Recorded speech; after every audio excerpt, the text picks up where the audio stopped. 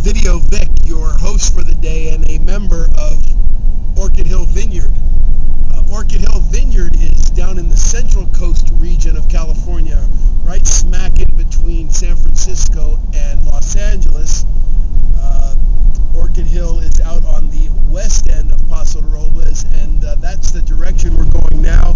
And along with me in the car is Dan Kleck, the winemaker of Orchid Hill Vineyard. And now we pull up to Orchid Hill Vineyard here.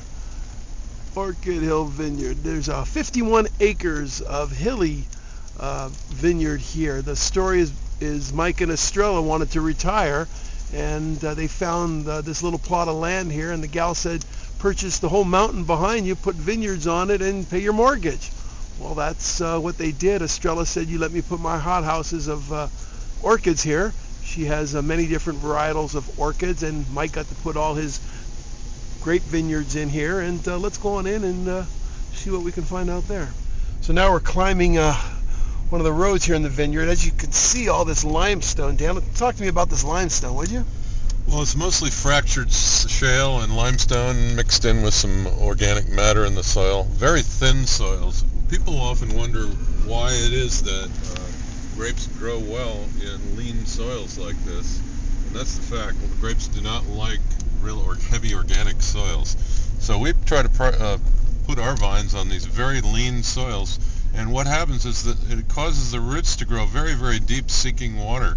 And when they grow into these deep crevices, they're picking up very unique mineral nutrition and lots of flavor elements that give our wines the character that they have. When the vines don't need to search for their nutrition, they simply sit in one spot and collect whatever water you give them.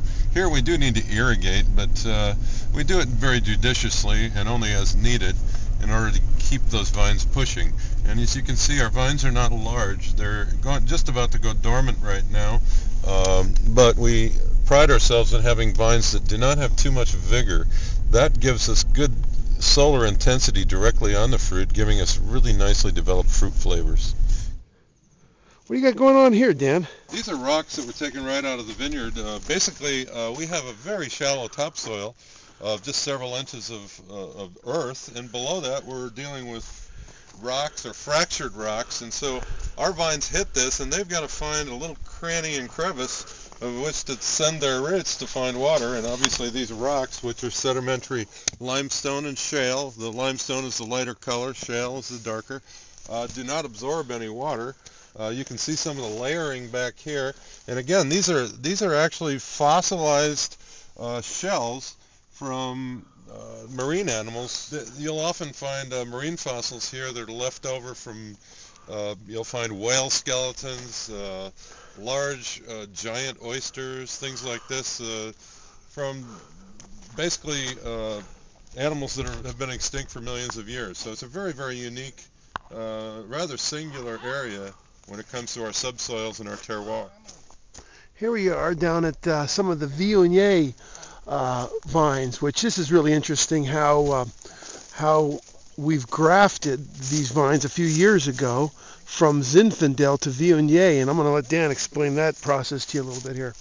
Our vineyard is primarily composed of a rootstock, which grows the roots, and an upper portion that we call the scion, which is the fruit-bearing portion. Because certain roots grow better in certain soils, we opt to graft those vines to a rootstock and grow them a different vine underground than we have above ground.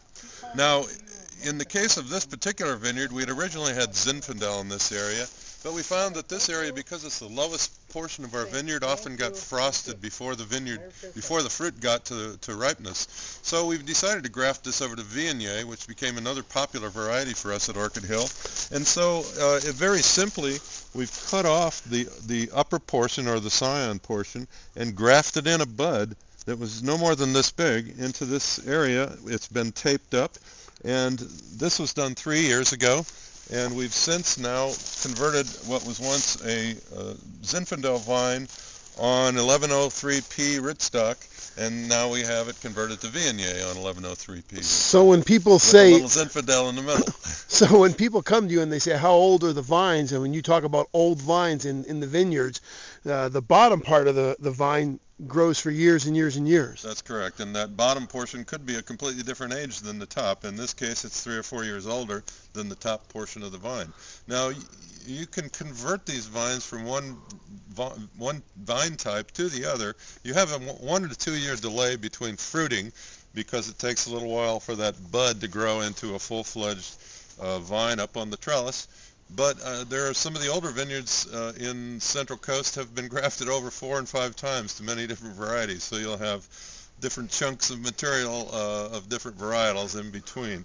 But ultimately, the expression is what you get up top, and that's the important thing.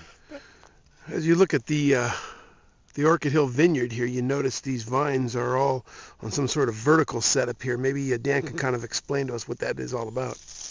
What we do here is we train our permanent vine wood out onto the low wire, and you can see the bark on these. That indicates this is older wood. Now each year we'll prune off approximately 80 to 85% of this vine.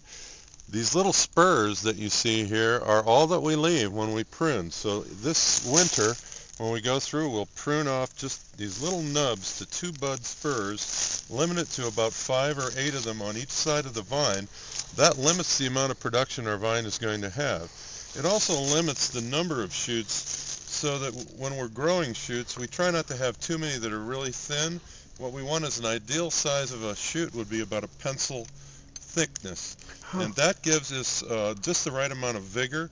We want our shoot to grow just to the top of this trellis, maybe a little bit over, but not much more than that.